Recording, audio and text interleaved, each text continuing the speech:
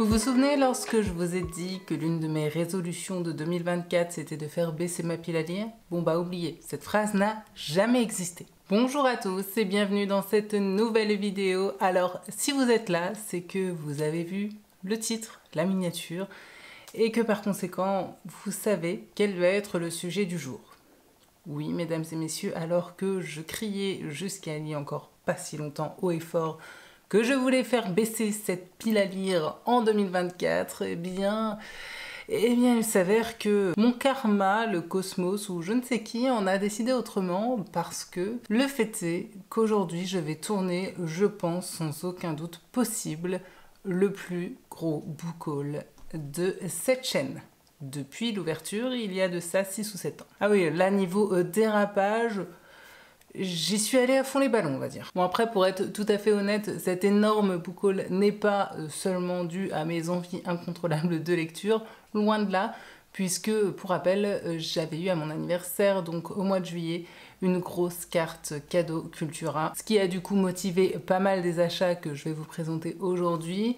Il y avait également certaines sorties tout simplement là en fin d'année que je ne voulais pas rater. Il y a également eu quelques petites commandes Vinted qui ont été motivées par le fait que j'ai enfin réussi à trouver certains livres que je recherchais depuis un certain temps à un prix pour le coup plutôt acceptable, et si vous utilisez Vinted, vous le savez, c'est très rare de ne commander qu'un seul livre.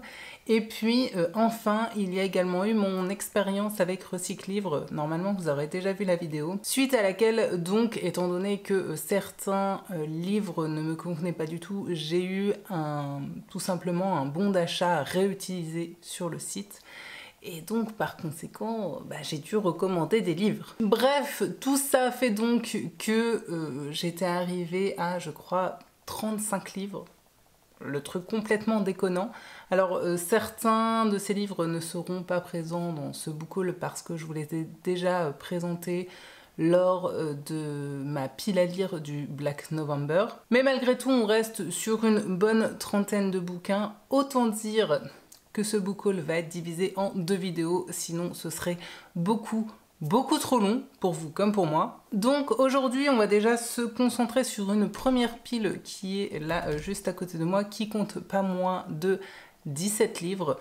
Pour la plupart, il me semble que je les ai achetés du coup justement chez Cultura, et d'autres ont été faits lors d'une commande sur Vinted. Je vous propose que l'on commence à passer tout ça en revue en espérant que peut-être certains d'entre eux aiguiseront votre curiosité et vous donneront vous aussi envie de les lire. Je vais donc débuter ce book haul avec une petite commande Vinted que j'ai fait de 4 titres.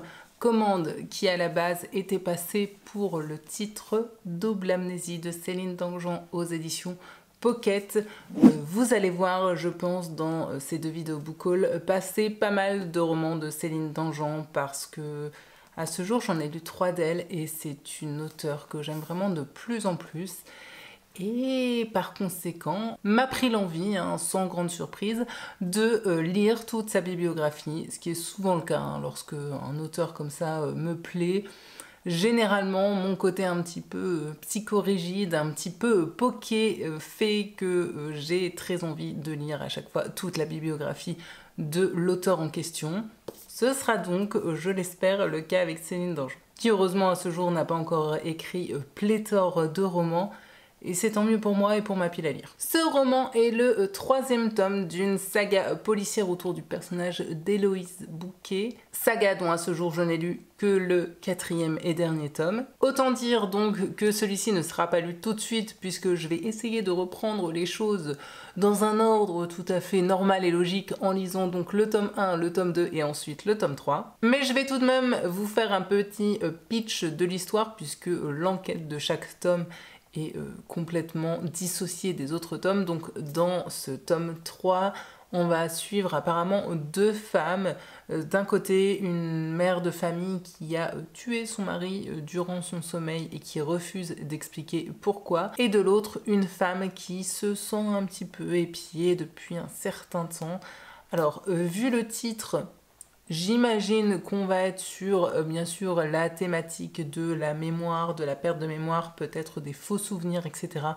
Je ne sais pas, tout ce que je sais c'est que c'est un beau bébé, mais que c'est Céline Dangean et que je connais désormais sa plume, je connais ses qualités d'écriture et je ne doute pas que cela se dira très bien le moment venu. Ah, et je viens seulement de remarquer la petite phrase là sur la couverture qui laisse aussi sous-entendre qu'il va y avoir une histoire de gémellité. Bon, bah normalement, tous les ingrédients sont faits pour me convenir et me procurer un bon petit moment de lecture. Du coup, vous l'aurez compris, j'ai profité de cette commande pour également me procurer 3 autres titres chez ce vendeur. Et le tout premier, il s'agit de Le Doute d'Eska Tremen aux éditions toujours Pocket. Et sans même le vouloir, la transition est toute trouvée puisque dans ce roman, il va également être question de gémellité puisqu'on va être donc avec un couple qui a donc des jumelles. Malheureusement, un jour, l'une des deux vient à décéder et suite à ce décès brutal, pour essayer d'aller de l'avant et j'imagine essayer de faire leur deuil, ils décident donc de quitter Londres avec leur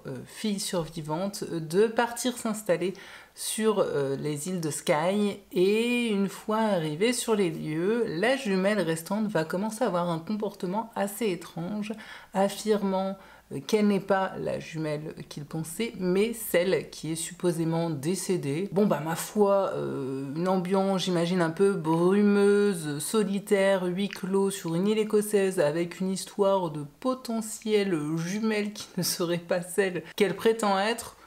Je ne connais pas cet auteur, mais je suis plutôt curieuse de découvrir cette histoire. En plus là pour le coup c'est un roman assez court, donc celui-ci devrait être assez facile à caser. En 2025.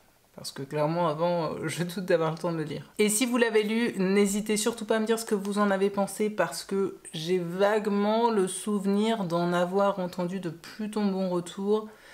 Mais je vous avoue que c'est pas non plus hyper clair dans ma mémoire, donc bon, je suis vraiment preneuse de vos retours. Au sujet de ce livre et également au sujet des autres. Vous connaissez la chanson désormais. Je me suis également procuré toujours chez Pocket, Disparu de S.G. Watson. Bon bah là encore, c'était pas voulu, mais décidément il y a vraiment une thématique, enfin plusieurs thématiques qui se dégagent de mes achats livresques, puisque dans cette histoire-ci, on va être du coup de nouveau avec une histoire, un problème de mémoire, puisqu'on va suivre une femme qui, suite à un choc, va souffrir d'amnésie partielle et pour essayer un petit peu, je pense, de surmonter ça et d'oublier ça, elle va se donner corps et âme à son travail de réalisatrice, pour lequel elle a un projet sur le feu qui est celui de tourner, j'imagine, un petit documentaire sur ces petites villes anglaises qui ont totalement périclité, qui étaient un jour florissantes et qui aujourd'hui souffrent vraiment de misère et de désertion. Elle va donc pour ça se rendre dans la petite ville où elle-même a grandi, une petite ville qui à l'époque était, comme je le disais, florissante et qui aujourd'hui ne l'est plus du tout, car en plus de ça, c'est une petite ville hantée par la disparition d'une petite fille il y a 10 ans de cela. Donc je vous le donne en mille, hein, notre réalisatrice va essayer de fourrer son nez à droite à gauche, histoire d'élucider enfin ce mystère. Je vous avoue, j'ai un petit peu peur niveau crédibilité, mais j'avais beaucoup aimé de S.G. Watson avant d'aller dormir, que j'ai lu de ça il y a une paire d'années maintenant. Il faut savoir que cet auteur, à ce jour, je crois, n'a que 3 titres en français, un que j'ai lu et donc désormais 2 autres que j'ai dans ma pile à lire.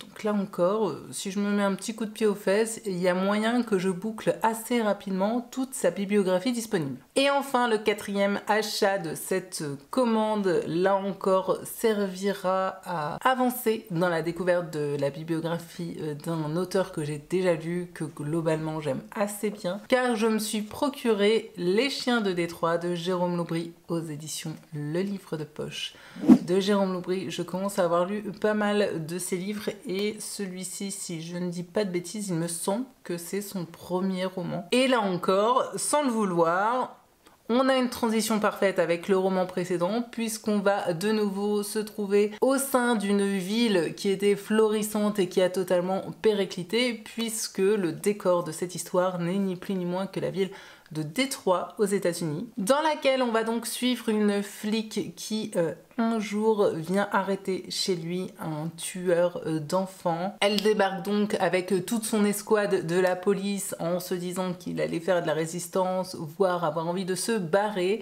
Sauf que non, le type attend bien sagement chez lui et dit à notre inspectrice « Aidez-moi ». On est d'accord que c'est une réaction plutôt surprenante de la part d'un tueur qui est recherché depuis un certain temps. Je sais pas vous, mais moi, clairement, ce résumé m'a hypé de fou.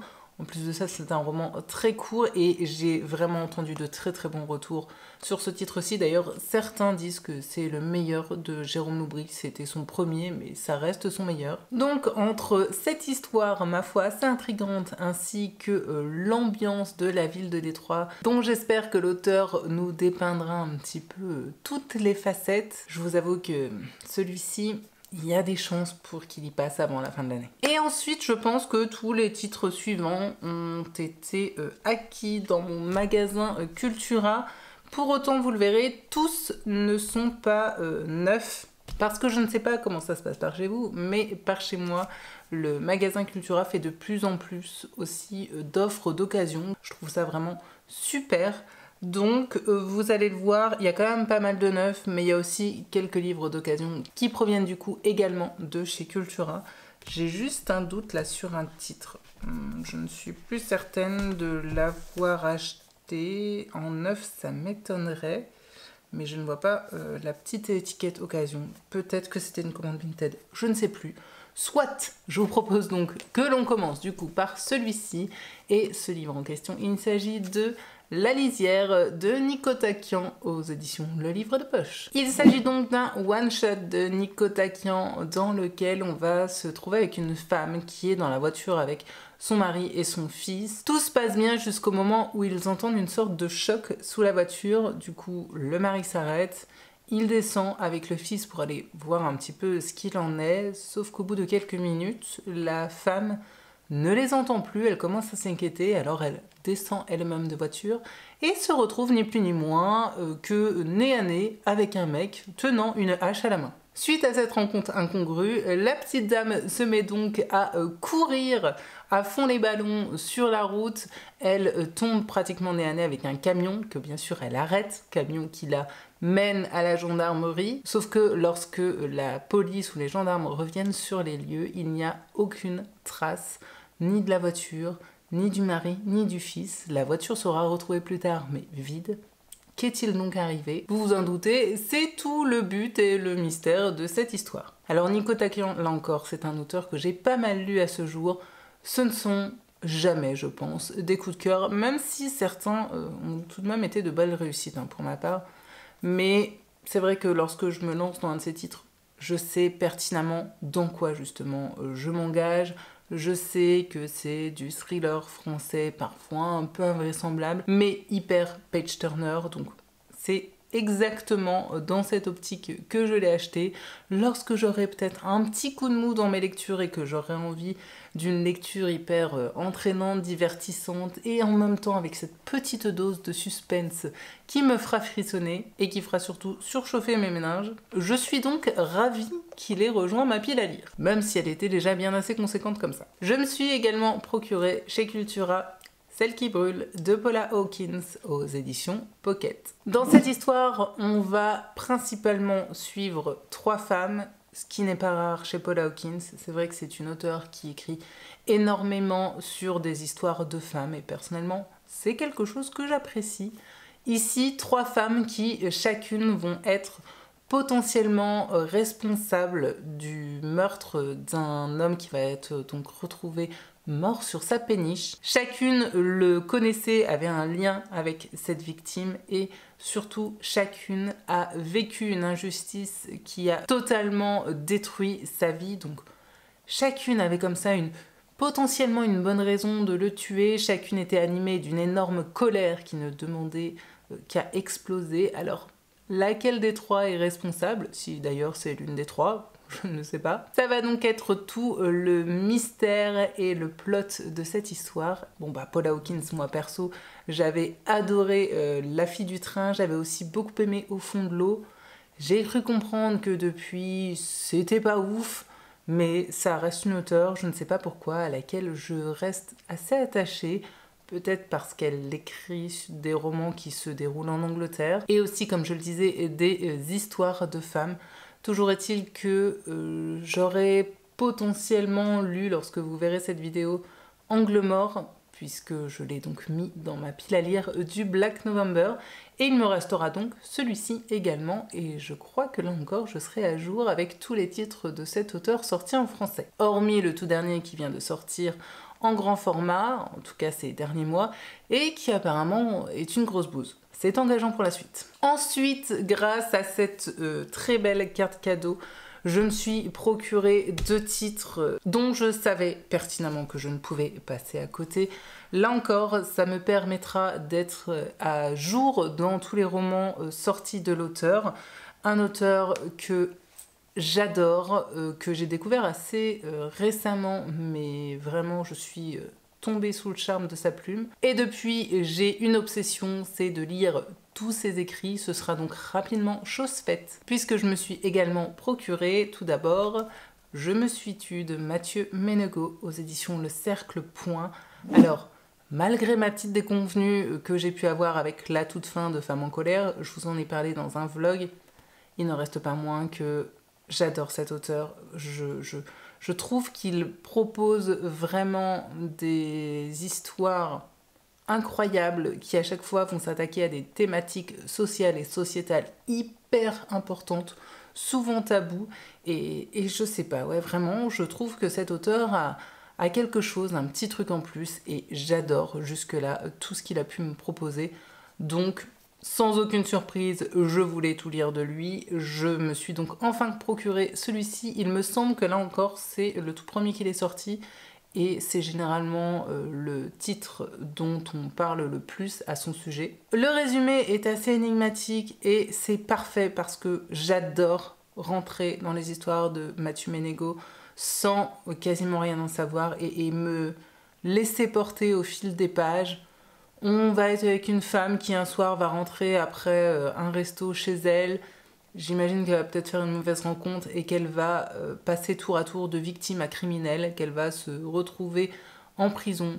J'en sais pas plus. Il semblerait qu'elle ait décidé de se taire jusqu'à la veille, je crois, de son procès, où enfin elle sort de son mutisme. Bon bah voilà, c'est assez flou et c'est tant mieux. J'ai trop hâte de le découvrir, vraiment. En plus, comme d'habitude avec des textes de Mathieu Ménégo, c'est très court puisque ça fait même pas 140 pages, donc celui-ci, c'est certain, il y passe avant la fin de l'année. Aucun doute possible. Et puis du coup, comme je vous le disais, hein, je veux tout lire de cet auteur. Je me suis donc aussi acheté Disparaître de Mathieu Ménégo, toujours aux éditions Le Cercle Point. 2 histoires en parallèle qui vont être apparemment liées, on ne sait pas encore par quoi. D'un côté, le corps d'un homme qui va échouer sur une plage, je crois, dans le sud de la France, et de l'autre, une femme qui va se défenestrer à Paris depuis son appartement. Qu'est-ce qui les lie ? On ne sait pas, mais j'imagine qu'on va le découvrir. Je crois que dans celui-ci, il y a une espèce d'enquête policière. Bon bah là encore, vous l'aurez compris, je vais complètement me laisser porter. C'est un titre dont j'entends très peu parler à propos de cet auteur. Je crois que je n'ai jamais vu aucun retour passer à propos de celui-ci. Du coup, je suis presque plus impatiente et curieuse encore de lire celui-ci que Je me suis tue. C'est mon petit côté, j'ai pas envie de faire comme tout le monde. On est encore sur un roman assez court, il fait à peine 200 pages, donc voilà, potentiellement, celui-ci peut aussi y passer avant la fin de l'année. Même si vous risquez du coup de voir cette vidéo plus tard, et donc, comme les vidéos seront en décalé, peut-être de voir le point lecture début 2025. Mais bon, c'est pas grave, ça c'est ma tambouille interne. Je me suis également acheté chez Cultura La chair de sa chair de Claire Favant aux éditions Pocket. Décidément, les éditions Pocket sont bien présentes dans ce book haul. Dans ce roman-ci de l'auteur, on va suivre une mère de famille qui vit seule avec ses 3 enfants, qui apparemment se bat au quotidien, galère pour eux, pour les élever, pour leur vie tout simplement. J'ai cru comprendre qu'elle va peut-être avoir maille à partir avec les services sociaux. Bon, j'en sais pas plus, j'imagine là pour le coup plutôt un roman contemporain noir. Ça fait un moment que je n'ai plus lu Claire Favant. Pourquoi? Je ne sais pas trop parce que globalement c'est quand même une auteure que j'apprécie beaucoup. Celui-ci, il me semble, n'a pas forcément fait l'unanimité. On verra, a priori sur le papier, ça peut clairement me plaire. Qu'est-ce qu'elle va faire exactement de cette histoire? Bon, bah, c'est un peu là que tout va jouer. Moins de 400 pages, celui-ci peut potentiellement aussi sortir assez rapidement de ma palle. Et c'est le grand retour de Céline Dangean pour la seconde fois dans ce book haul, puisque je me suis également procuré Précipice, donc de Céline Dangean, toujours aux éditions Pocket. Ce titre est le second tome d'une saga policière, là pour le coup autour du personnage de Louise Caumont. J'avais lu le premier tome. Bravo Reed, pour le coup tu as tout lu dans l'ordre, qui s'intitulait donc Matrice, que j'avais beaucoup aimé, donc je suis ravie de retrouver ce personnage que j'avais vraiment apprécié. Dans ce tome 2, donc Louise va devoir de nouveau enquêter sur une série de crimes assez particuliers et barbares, hein, puisque pour le premier, on a noyé une femme dans une baignoire, en tout cas on l'a ligotée et versé de l'eau dans une baignoire, et juste avant que l'eau n'arrive, j'imagine, au-dessus de sa tête, le tueur lui a chuchoté à l'oreille « Tu vas mourir, Valériane ». Notre flic va donc devoir enquêter sur une série de crimes commis par le même tueur assez sadique. Alors je crois qu'elle va avoir du mal à faire le lien entre tous les événements et que la réponse va se trouver a priori dans le passé et plus exactement dans l'adolescence de toutes les victimes. C'est du beau bébé, hein, de plus de 600 pages, mais bon, c'est Céline Dangean, je l'ai dit, je veux tout lire d'elle. Donc voilà, je suis vraiment ravie pour le coup d'avoir acquis celui-ci. Enfin, je suis ravie de tous les livres, hein, on va pas se mentir, mais vraiment, celui-là, c'était dans ceux qui me donnaient le plus envie. Je me suis également procuré, toujours avec cette fabuleuse carte cadeau, Tant qu'il y a de l'amour de Sandrine Cohen aux éditions J'ai lu. Là encore, ça va être l'histoire d'une mère de famille, une maman solo qui élève seule ses 4 enfants qui ont entre 6 et 17 ans, je crois. La maman fait tout pour rendre le quotidien un peu fun, un peu fantasque, jusqu'au jour où il va y avoir un malheur. J'imagine que la maman va décéder, disparaître, je ne sais pas. Et la fratrie va du coup devoir se battre, de ce que j'ai cru comprendre, pour rester ensemble, rester liés. Je ne sais pas ce que ça va donner, mais de cet auteur, j'avais lu Rosine, une criminelle ordinaire, que j'avais beaucoup aimé. C'est tout simplement ce qui a motivé du coup mon achat de ce titre-ci.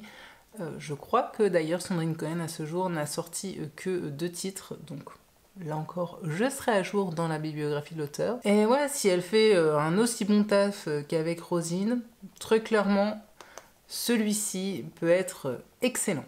En tout cas, je mise pas mal dessus. Petit achat d'occasion chez Cultura avec le tableau du peintre juif de Benoît Sévrac aux éditions 18. Là encore, Benoît Sévrac, c'est un auteur que j'ai pas mal lu et que j'aime beaucoup. Je trouve qu'il a une vraie singularité dans sa plume, dans ses histoires, et donc bon bah, en toute logique, j'ai envie de continuer à découvrir toute sa bibliographie. Alors quand j'ai vu celui-ci, je me suis pas trop posé de questions, d'autant que je n'ai là encore jamais entendu de retour au sujet de ce roman. C'est un roman court et en plus de ça, l'histoire m'intrigue énormément, puisque donc dans ce roman, on va suivre un homme qui est invité à venir aider à vider la maison de ses grands-parents qui sont décédés. Il récupère donc par ce biais un étrange tableau, et lorsqu'il va commencer à faire des recherches autour de ce tableau, il va se rendre compte tout simplement que durant la Seconde Guerre mondiale, apparemment ses grands-parents auraient hébergé un juif, l'auraient caché. Juif qui est donc l'auteur de ce tableau, sauf que lorsqu'il va vouloir présenter ce tableau aux autorités de Jérusalem, et bien il va être arrêté puisque le tableau en question semble avoir été à l'époque spolié à cet artiste juif. Donc ses grands-parents étaient-ils véritablement des alliés, ou ont-ils tout simplement profité du malheur des juifs? J'imagine que ça va être un peu tout ça, toutes ces questions autour de ces œuvres d'art qui ont été captées durant l'exode des Juifs de la Seconde Guerre mondiale. C'est une thématique sur laquelle j'ai très peu lu et qui pour autant m'intéresse beaucoup. Je pense notamment du fait que j'ai toujours fait des études dans l'art, donc rien que ça déjà, ça titille ma curiosité. Et puis en plus de ça, c'est Benoît Séverac. Et ouais, jusque-là, j'ai beaucoup aimé toutes ces histoires, donc je ne doute pas trop que celui-ci devrait être également une belle réussite. Toujours, vous l'aurez compris, dans mon optique d'avancer dans les bibliographies d'auteurs que j'ai déjà lus, j'ai acheté, là encore en occasion chez Cultura, Âge tendre de Clémentine Beauvais aux éditions J'ai lu. Il y a quelques mois de ça, j'ai découvert Les Petites Reines de Clémentine Beauvais que j'avais adoré. J'avais vraiment beaucoup aimé sa plume, sa gouaille et son humour. Du coup, depuis cette lecture, je suis focalisée sur l'idée de lire d'autres titres de Clémentine Beauvais. Alors quand celui-ci a croisé ma route, là encore, j'ai pas hésité très longtemps. Dans celui-ci, on va suivre un jeune homme qui va devoir faire son service civique au sein d'un centre pour personnes âgées. Un jeune garçon qui est assez solitaire, mais qui va se lier apparemment d'amitié avec ces vieilles personnes, qui va les replonger dans le passé, sachant de quoi est capable Clémentine Beauvais, sachant que déjà dans Les Petites Reines, elle avait mis en scène comme ça de jeunes adolescentes et qu'elle l'avait parfaitement fait.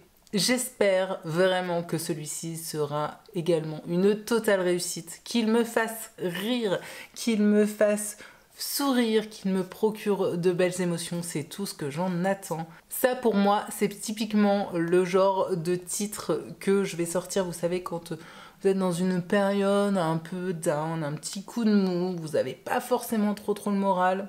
Bon bah là, à mon avis, c'est la petite pilule de bonheur qui va venir vous coller le smile sur le visage.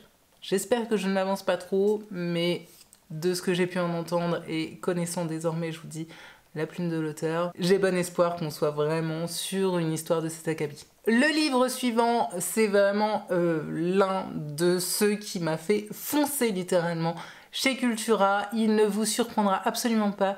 Et pour ma part, je suis assez ravie parce que je ne vais pas vraiment le comptabiliser dans ma pile à lire. Vous allez comprendre pourquoi. Car oui, sans aucune surprise, mesdames et messieurs, bien sûr, le jour de sa sortie, d'ailleurs, je me suis précipitée pour acheter Shining, la nouvelle traduction donc, qui est également sortie chez Le Livre de Poche. J'aime beaucoup cette couverture, même si elle reprend un style graphique qui renvoie à Kubrick, même si je reconnais toute l'innovation et le génie qui a pu être mis dans ce film.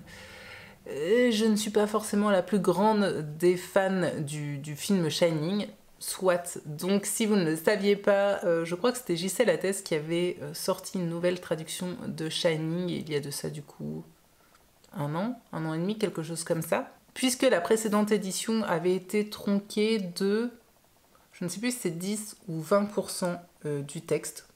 Pour quelle raison ? Je n'en ai absolument aucune idée. Cherchez pas, des fois les maisons d'édition françaises font des choix tout à fait illogiques, mais bon, ma foi, on va pas se plaindre, déjà ils nous font une traduction. Je suis en tout cas ravie du coup de ce nouveau travail, de cette nouvelle trad qui, je l'espère, en aura profité pour virer potentiellement les petites coquilles qui pouvaient rester également dans le texte, en plus de rajouter donc ces pourcentages de texte qui avaient été enlevés à la base. Alors oui, pour ces parties rajoutées, bien sûr qu'un jour ou l'autre, je relirai Shining avec cette nouvelle version, mais j'ai déjà lu ce roman de King, donc voilà, je ne vais pas le relire dans l'immédiat et je ne vais pas le comptabiliser pour le coup comme un titre à lire. Donc il va aller rejoindre ses petits copains et puis lorsque je serai arrivée à la fin de tous les livres de King que j'aurais pu lire, il fera donc partie des toutes premières relectures de King que je ferai. Il est beau, hein. On est d'accord que vraiment le livre de poche, très beau travail. Et petite parenthèse, j'ai appris il y a 1 ou 2 jours au moment où je tourne cette vidéo que Contes de Fées allait enfin sortir, je crois que c'est le 25 janvier aux éditions Le Livre de Poche. Donc, même si j'ai prévu de ne pas faire d'achat ou quasiment aucun en 2025, il y aura, vous vous en doutez, une exception pour certains titres, notamment pour Contes de Fées. Toujours chez Cultura, je me suis également procuré, là encore en occasion, Le Pigeon de Patrick Süskind aux éditions Le Livre de Poche. Pourquoi ce titre? Tout simplement parce que Le Parfum de Süskind est l'un de mes romans favoris. J'adore vraiment ce livre. Je ne peux que vous inviter à le découvrir si ce n'est pas déjà fait, parce que c'est un petit bijou et je n'ai rien lu d'autre de Süskind, hormis donc Le Parfum. Du coup, lorsque j'ai vu celui-ci en occasion, je me suis dit que c'était l'occasion qui faisait le larron et qui me permettrait du coup de renouer un petit peu avec sa plume, même si j'ai cru comprendre, et si je suis les dires aussi de mon amoureux qui l'a déjà lu, c'est pas au niveau du parfum. Mais bon, étant donné que c'est une nouvelle, je me dis au pire, même si c'est pas une grande réussite, j'aurais pas, entre guillemets, perdu trop de temps sur ce titre-ci. J'ai rien compris au résumé, et ça me dérange pas pour dire vrai. On va être avec un type qui vit une existence tout à fait lambda et même plate, et qui un jour va potentiellement rencontrer un pigeon qui va chambouler sa vie. Bon bah voilà, on est sur un résumé qui semble un peu fantasque, je ne sais pas ce que ça va donner, je vais me laisser porter et puis ma foi on verra bien. Je pense que dans les semaines à venir, je vais faire une petite vidéo, alors peut-être un vlog où j'aimerais bien comme ça me concentrer sur des romans très courts, histoire d'en dégommer pas mal, et bah, du coup celui-ci pourra très clairement faire partie de la sélection. Ensuite, comme tous les ans, voire même des fois plusieurs fois par an, hein, parce que en fait, cet auteur est quand même assez prolifique, j'ai l'impression. Je me suis procuré un nouveau titre de Franck Bouis qui venait de sortir au format poche, et il s'agit donc de Pur Sang de Franck Bouis aux éditions Le Livre de Poche. Je commence à les accumuler un petit peu là, les Franck Bouis qui attendent dans ma pile à lire, ça ne va pas du tout. Il faut vraiment que dans les semaines à venir, je m'attaque à la lecture de certains d'entre eux parce que j'adore cet auteur et qu'il n'y a aucune raison pour que je laisse ces romans dormir dans ma palle. Aucune. Avec ce titre-ci, on va osciller entre les États-Unis d'Amérique et la France, puisque au tout départ, on va donc suivre un homme qui a été élevé par des natifs américains dans la tribu des Indiens du rêve ou quelque chose comme ça. La tribu des rêveurs dans le Montana. Sauf que avant de décéder, sa grand-mère, je crois, en tout cas sa grand-mère adoptive du coup, va lui faire une révélation sur ses origines qui va l'amener à revenir en France. J'en sais pas plus, mais cette thématique des natifs américains m'intéresse beaucoup. Je lis peu sur le sujet alors que, comme je le dis, c'est quelque chose qui m'intéresse justement. Après, je ne suis pas mécontente de savoir que le personnage va aussi vivre des aventures en France, parce que pour moi, Franck Bouis n'excelle jamais autant que lorsqu'il écrit sur la ruralité française, sur le terroir français, et j'espère une fois de plus que ce sera le cas ici.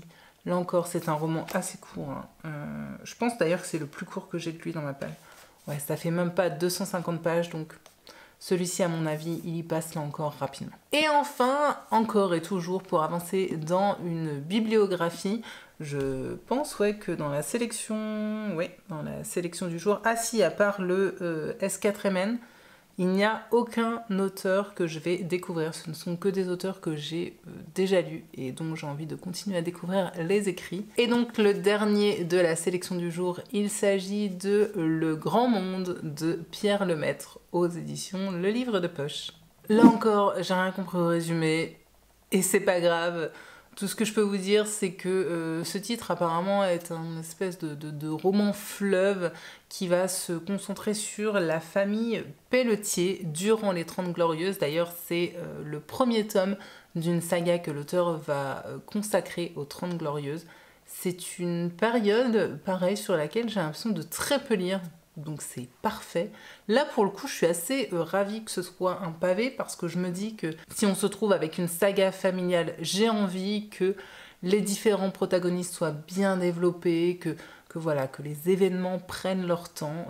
C'est typiquement dans ce genre de roman où j'aime que les titres soient conséquents. Donc voilà, une fresque familiale durant les 30 Glorieuses, j'en sais pas plus, ça reste Pierre Lemaitre. Comme j'ai déjà dit, hein, moi personnellement, c'est pas dans ces policiers et ces thrillers que je le préfère, c'est plus dans ces romans contemporains et je pense que je ne l'ai pas encore lu dans tout ce qui va être écrit plutôt historique. Donc est-ce que je le ferai avec Au revoir là-haut en premier ou est-ce que je le ferai avec celui-ci?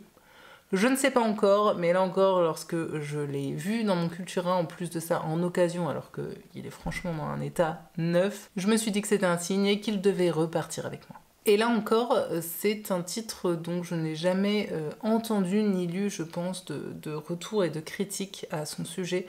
Donc si vous faites partie de ces lecteurs qui potentiellement l'avaient déjà découvert, vous savez ce qu'il vous reste à faire.